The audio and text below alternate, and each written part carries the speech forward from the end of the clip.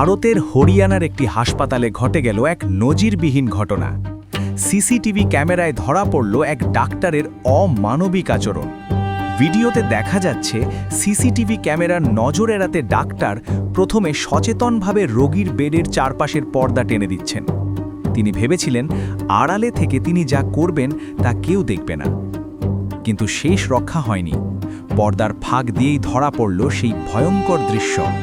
একজন অসহায় বৃদ্ধ রোগীকে চিকিৎসা দেওয়ার বদলে তার বুকে কনুই দিয়ে সজোরে আঘাত করছেন এই ডাক্তার।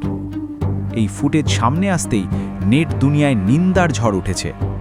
মানুষ প্রশ্ন তুলছে, যাদের হাতে জীবন বাঁচে তারা যদি এমন কসাইয়ের মতো আচরণ করে তবে সাধারণ মানুষ যাবে কোথায়?